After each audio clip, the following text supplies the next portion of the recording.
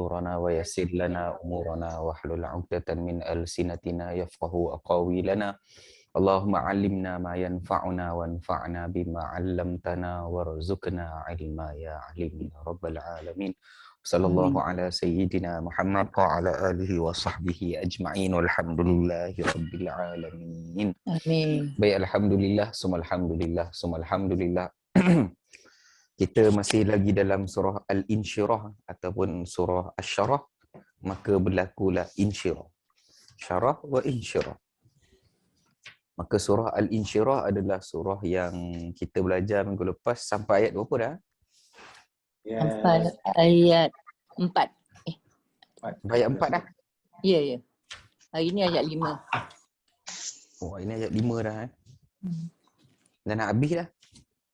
Itulah. Inna ma'al usri yusra, inna ma'al usri yusra. Baik, a'udzubillahi minasyaitonirrajim. Kita ulang sedikit apa yang kita dah belajar sebelum kita belajar yang barulah.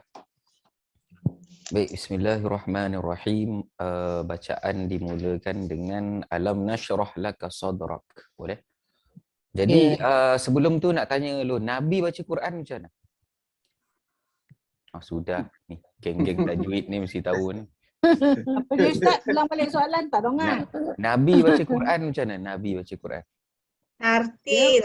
Dia bertemu dengan ini malaikat. Jibril lah. Yalah, dia baca Quran dengan Jibril lah. Last saya rasa seminggu, 2 minggu sebelum kewafatan Rasulullah. Walaupun dia sakit, dia masih lagi dengan Jibril baca Quran ni Ustaz. Tapi 2 minggu terakhir lah, saya rasa 14. Masa tu balik daripada buat haji tu. Dekat situ yang Jibril last lah. Dia diracun kan, bagi makanan dia punya tu, bagi tak silap saya dia tu yang tu sakit. Tu kesan sajalah maknanya. Kesan saja, tapi masa tu pun Rasulullah dah bagi tahu dah dia nak pilih berada di sisi Ar-Rafiqil A'la. Jadi Allah dah bagi dah nakkan kuasa dan dunia ni ke ataupun nak duduk dengan dia, maka dia minta balik lah maknanya. Rasulullah nak balik dah. Saya buat video pendek semalam sehari sebelum kewafatan Rasulullah. Nabi buat apa tu? Jadi sehari sebelum kewafatan Rasulullah tu adalah saya sikit cerita dalam tu kan. Nabi bebaskan semua hamba hari Ahad masa tu. Rasulullah bebaskan semua hamba. Kemudian Rasulullah bersedekah dengan 7 dinar. Masa tu ada kat dia 7 dinar. 7 dinar berapa ringgit sekarang? Saya ingatlah. Satu dinar berapa ringgit sekarang? Tak tahu. Dinar mahal. Dinar mungkin darab 12 kot. Macam tu lah. Tinggi satu dinar. Ya, tinggi. Jadi lepas tu darab 7 lah. Mungkin RM80 lebih kurang macam tu yang Nabi ada. Kemudian Nabi bagi semua senjata dia kepada orang Islam. Dia bagi kat sahabat-sahabat semua. Kemudian Nabi ada gadai yang tak terambil, iaitu baju besi Rasulullah dekat orang Yahudi. Lebih kurang dalam 30 cupak lah. 30 cupak. Itu gadaian bagi baju besi itulah. Kemudian hari Isnin tu Rasulullah sakit dah. Pagi-pagi tu Anas bin Malik mengatakan bahawa Rasulullah senyum sekejap. Dia buka tirai tu kat tingkap tu. Dia senyum, ingat Rasulullah nak join dah okey dah. Tapi tak okey lah, Rasulullah tutup balik. Dia bagi hint jalan je solat subuh tu. Sampailah hari cerah sikit. Lepas tu dia panggil Fatimah, anak dia. Kemudian dia panggil cucunya, kemudian dia panggil isteri-isterinya. Kemudian dia nasihatkan kepada kaum muslimin. Lebih kurang dalam pukul 10, pukul 11 macam tu lah. Pagi tu Rasulullah diangkat lah. Last sekali dia sugi sekejap. Lepas sugi tu Rasulullah berdoa. Habis doa terus meninggal lah. Masa tu dia angkat tangan dekat sisi Aisyah. Kemudian dia baca ma'an nabiyyin was siddiqin was syuhada'i was salihin Allahumma ghafirli warhamni. Kemudian Nabi sebut wa alhiqni birrafiqil a'la, dan turut sertakanlah aku bersama kekasih yang maha tinggi. Lebih kurang macam itulah. Last sekali. Lepas tu Nabi ulang 3 kali dan tangan Rasulullah pun jatuh dan Rasulullah pergi menghadap ilahi lah, kekasihnya yang maha tinggi. Maka kepiluan menguasai para sahabat dan isteri-isterinya lah masa pagi tu. Lebih kurang dalam pukul 11 lah. Baik, soalan dia, Nabi baca Quran macam mana? Lain pula jawapan dia tadi tu.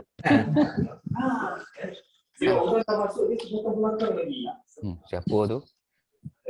Nampak macam ramai tetamu tu. Okey. Anak Jadi, saya balik.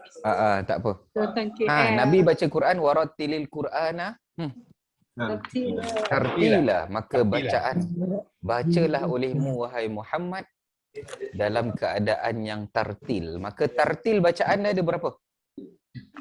4. Ada 4. Yang pertama apa? Hadar. Apa dia? Tengok buku lah. Hadar. Hada. Ada. Oh, PM dah ada ya? Lagi? Hada. Murattal. Murattal. Lagi? Tahqiq. Lagi? Takrib. Last. Tartil lah. Last. Tartil murattal lah. Muhaqqaq. Hadar. Tadwir. Tadwir. Tadwir. Tadwir. Perlahan yang Perlahan. Okey. Antara Maka- tartil dan hadir. Maka tu antara bacaan dia lah. Kalau Ummu Salamah mengatakan bahawa Nabi baca mufassaratan. Mufassaratan maknanya muhaqqaq lah kot. Tahqiq. Mufassaratan. Sebiji lambat dan perlahan. lambat dan perlahan. Sebiji lah maknanya. Hmm. Maknanya Bismillahirrahmanirrahim. Sebutir tu. Macam orang belajar baca Quran, Ustaz. Okey. Perlahan. Satu-satu dan perlahan kan. Tapi ada yang mengatakan dia baca madda dalam Anas bin Malik riwayat mengatakan madda maknanya panjang-panjang. Oh. Panjang-panjang macam mana? Sekali nafas saja tu. Bukan panjang-panjang ni Panjang-panjang. maknanya dia ikut kalau taranum dalam kelas ada belajar taranum tak? Tak ada. Tak ada eh? Tua-tua tak payah lah Ustaz. Tak payah tajwid je lah. Taranum jiharkah panjang-panjang. Macam mana Ustaz? Oh, Allahu a'lam.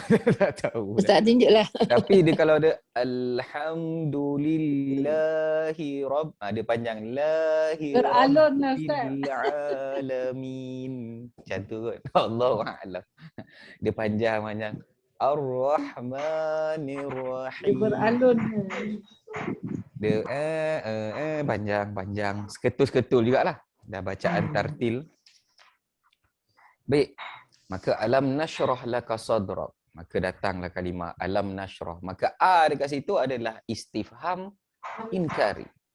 Istifham takriri. Ada kan kita belajar minggu lepas? Ilham. Takrib. Takrir. Sekadar nak menegaskan lagi sesungguhnya, maknanya alam tu dua-dua terjemahan. Selalunya istifham takrir ni dia datang selepas tu nafi. Adakah tidak? Adakah bukan? Adakah tu? Tu semua tu adalah soalan tetapi bertujuan menegaskan lagi. Boleh? Maknanya kita boleh terjemahkan sesungguhnya kami telah melapangkan dadamu.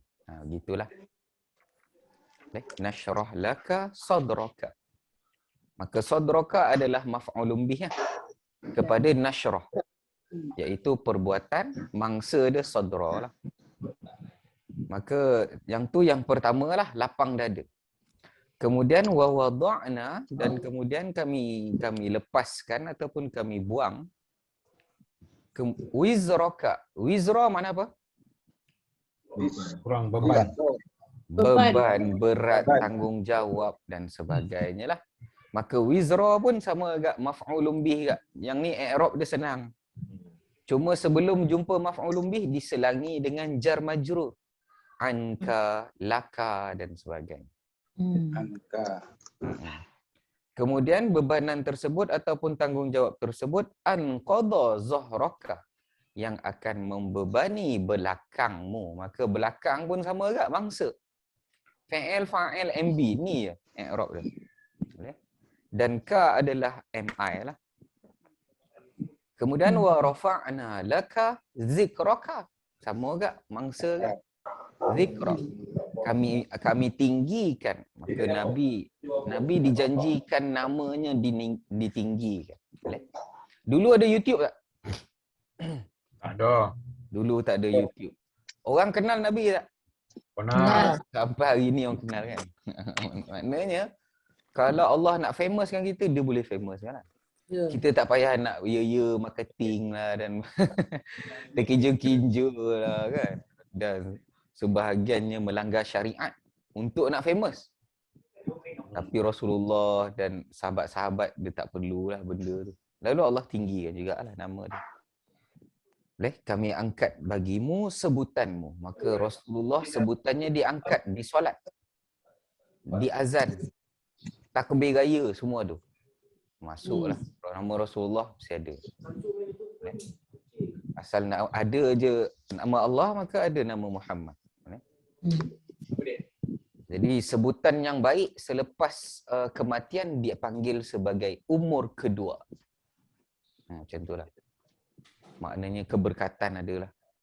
Jadi kalau kita meninggal nanti kita tengok berapa lama orang sebut nama kita yang baik-baik. Maknanya berkat lah tu. Ada keberkatan lah. Rasa-rasa berapa lama? 3 hari ada.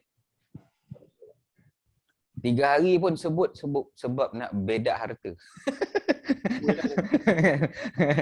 Yang tu lah patut orang lupa. Itu pun kalau ada harta, kalau tak ada harta, orang mungkin dia orang mengata pula kot. Dia kata, bayar tak tinggal 1 sen pun. Jadi wallahu a'lam apa yang akan terjadi, tetapi sebutan yang baik selepas kematian adalah keberkatan lah.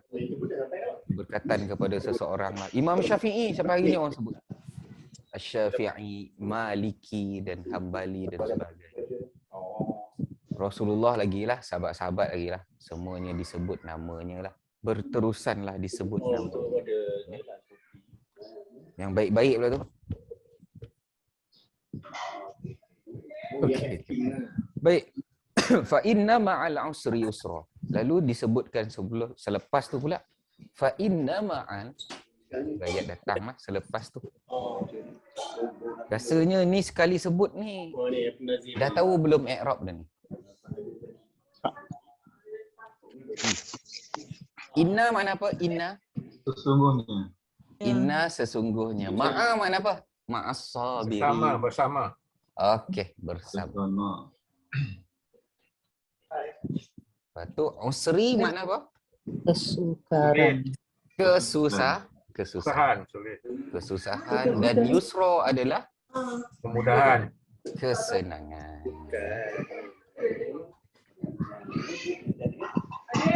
Ni dah reset kan? Apa dia? Siapa yang latar belakang tu banyak orang bercakap tu? Sila mute. Macam-macam orang ada. Mari ni meriah pula. Fa inna ma'al usri yusra. Fa inna ma'al usri yusra. Inna benda sama lah ni Nama. Kalau i'rab satu tu dah tahu dah sebelah dia sama. Yusra. Inna ma'al usri Yusra. yusra. Sesungguhnya. Sesungguhnya. Fa inna ma'al usri yusra. Ini ciri kebahagiaan yang keberapa ni? Keempat. Okay. Keempat dah. Ya. Baik, maka datanglah kalimah fa dekat sini menunjukkan fa ni fa apa ni? Jawab. Bukan Fa fa sekali. segini adalah fa atifah. Oh, Fa atifah. Kan istinaf Ustaz. Bukan istinaf tapi fa ni fa atifah. Atifah. Atof lah, atof. Atifah, nama lain atifah ataupun atof lah. Sama. Lalu kita terjemahkan apa tu? Lalu. Ayo, lalu lah. Lalu, inna mana apa? Sungguhnya. Sesungguhnya. Saya rasa tak payah tulis terjemahan kot. Sesungguhnya, ma'a makna? Sama. Bersama. Sama. Usri adalah Fahad. kesusahan, kesukaran. Maknanya problem lah. Maka datanglah yusra. Maka mesti ada kesenangan. Kemudahan. Kesenangan. Maknanya mesti ada senang, mudah, kemudahan selepas kesusahan. Inna ma'al usri yusra. Kemudian inna maknanya apa? Sesungguhnya. Sungguhnya samalah, bersama kesusahan itu kesenangan. Maka ni antara syarat yang keempat lah tadi. Maknanya nak senang mesti mau susah dululah. Itu mesti biasa memang. Siapa yang bersusah ketika muda maka berehat ketika tua. Macam tu lah. Siapa yang tidak berusaha ketika mudanya maka ketika tuanya pun dia kena berusaha. Dia tak boleh nak lari lah. Dia kena ada usaha jugalah. Nak tak nak sama ada masa muda ataupun masa dah tua lah. Baik, dekat sini kesusahan disebut sebanyak 2 kali tau. Dan dia ada alif lam. Maka alif lam ni satu benda yang makrifah lah. Makrifah ni benda yang perkataan dalam bahasa Arab. Kalau dia ada alif lam, maka dia menunjukkan sesuatu yang dikenali lah. Maksud dia. Dan andai kata dia nakirah ataupun ada tanwin. Saya pernah terangkan tak benda ni? Pernah kan?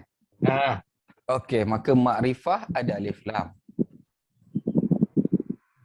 Ada alif lam. Dan kalau bertanwin tu sama ada atas, bawah, depan tu. Maka itu adalah nakirah. Maka nakirah ni sesuatu yang umum. Yang ni khusus. Itulah makrifah. Di antara sebab ada alif lam. Dia ada banyak sebab lain ni. Tapi antara makrifah ni dan nakirah, antara sebab ada alif lam lah. Maknanya macam ni. Kalau dalam bahasa Arab, sesuatu makrifah itu diulang sebanyak 2 kali, maka benda tu sama. Tetapi kalau nakirah dia ulang 2 kali, kemungkinan benda tu tak sama. Maka dekat sini sebahagian imam mengatakan yang susah tu 2 dan ada alif lam makrifah, maka satu susah akan dapat 2 senang. Gitu. Minimum lah. oh, Macam sampai ke tak sampai? baik. Yang tu kaedah bahasa Arab macam tu. Boleh? Yang ni dibahaskan oleh Ibnu Abbas dan Ibnu Mas'ud. Ustaz nak minta tolong ulang yang apa ni tadi yang makrifah tu kalau ulang 2 kali Okey. dia macam mana Ustaz? Dia macam ni. Sekarang ni makrifah betul tak? Susah ni. Ya ya. Okey. Yang ni pun makrifah agak susah ni. Maka benda dia sama. Andai kata benda yang makrifah diulang 2 kali. Contoh saya kata, ja'a ar-rajulu. Saya sebut macam itulah. Ja'a ar-rajulu. Telah datang seorang lelaki. Makrifah kita tahu. Fa akramtu ar-rajula. Lalu aku memuliakan.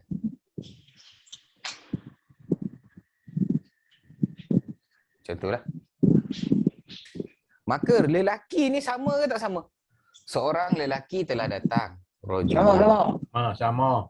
Lalu aku memuliakan fa akramtur rajula. Aku Sama. memuliakan lelaki itu. Sama. Maka sama ke tak sama lelaki ni? Sama. Sama. Disebut 2 kali tapi benda yang sama. Jika dia makrifah.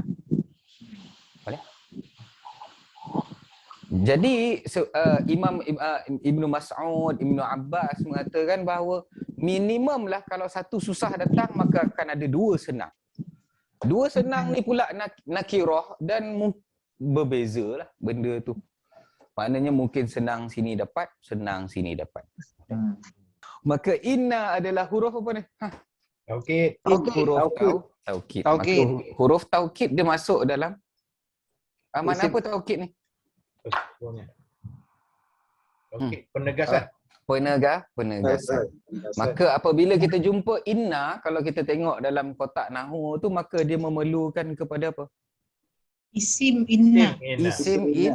Isim inna. Maka isim inna baris apa Cikgu Mazni? Depan. Atas. Ya? Baris atas. Ha, mana isim inna dalam ayat ni? Kalau baris atas ma'a. Bukan. Musri. Baris atas. Yusro lah. Yusro. Ni isim Yusra. inna sebenarnya. Oh. Ni isim inna. Kaedah dia kejap lagi saya bahaskan. Okay? Maka ni isim inna. Sebenarnya macam mana? Sesungguhnya kesenangan itu bersama susah. Nak senang kalau mesti mau susah kalau. Itu. Itulah ayat sepatutnya. Tapi Allah kebelakangkan yusra tu sebab finishing nanti yusra. Gitulah. Ending dia akan senang lah. Maka jumpa yang ni dulu. Gitu deh. You mau makan mesti mau keluar dulu lah. Keluar pergi cari lah. Itulah. Ustaz tu ada kaitan macam orang dapat syurga juga. Syurga dan neraka ni kita tak bincang lah. Yang tu memang mutlak milik Allah. Isim Ina ni kita kena letak dekat sebelah Baik, Ina, sepatutnya isim inna adalah sebelah inna, betul tak? Sepatutnya. Tetapi sebelah inna masalah sekarang ni adalah zorof. Ma'a sebahagian daripada zorof lah kita panggil. Dia masuk kat dalam zorof, betul tak? Baik, andai kata macam mana tau? Andai kata ayat bermula dengan jar majrur. Contohnya jar fi mana ni kita nak sebut? Fil bait. Madrasah. Madrasah ke, fil bait ke. Tiba-tiba duyuf. Duyuf ni maknanya tetamu. Di rumah itu terdapat tetamu. Saya cakap duyuf. Maka sepatutnya duyuf fil bait. Tetamu ada di rumah. Saya terbalik kan. Ataupun kita kata ma'a ataupun zorof-zorof yang lain lah kita sebut. Tahta Syajarah. Di bawah pokok itu terdapat apa? Lembu. Contohnya. Baqarah. Macam tu. Jadi anda kata ayat bermula dengan jar majrur ataupun zorof, maka kemungkinan besar dia boleh menjadi khobar. Maknanya mana? Kalau ayat sekarang ni kan, ayat mula kat kotak isim. Kalau ayat mula dengan isim jadi apa? Mubtada. Okey. Kalau jadi ayat sekarang mula dengan huruf jar. Masalah. Jadi bila dekat huruf jar tu, kat kotak F tu, cuba tengok kotak F bawah tu ada. Ayat mula dengan jar mesti ada majrur, betul tak? Tulis kat sebelah ada tu. Jar majrur tu boleh menjadi khobar gabungan ni. Khobar. Boleh menjadi khobar. Kalau ayat mula dengan jar majrur, kemungkinan besar menjadi khobar tu besar. Dan mana mubtada dia? Mubtada dia adalah duyuf. Mubtada kat belakang. Sama agak kalau ayat mula dengan zorof dan sebelah zorof selalunya jadi apa? Kalau pasangan jar majrur. Zorof? Mubarak. Bukan. Zorof. Lepas jar apa nama dia? Majrur. Majrur. Kalau lepas zorof pasangan dia MI. Mudhafun ilaih. Mudhafun ilaih. Tempat sana. Kebanyakan dia pasangan dia macam tu lah. Jadi dekat sini usri akan jadi apa? Selepas zorof. Dan pasangan dua ni kemungkinan boleh besar menjadi Khabar muqaddam. Khabar. Inna. Maka dalam ayat ni, walaupun mula dengan inna, tapi kalau tak ada inna, dia mula kat sini ya. Maka dia akan menjadi khabar. Inilah khabar kepada Inna. inna. Cuma dia tukarlah nama khabar tu kepada khabar inna lah. Sebab ayat start dengan inna. Kalau ayat tak ada inna, jadi khabar biasa. Yang ni jadi mubtada. Tapi sebab ada inna, yang mubtada jadi isim inna. Oh ya. Yang khabar jadi khabar inna. Ya, ya.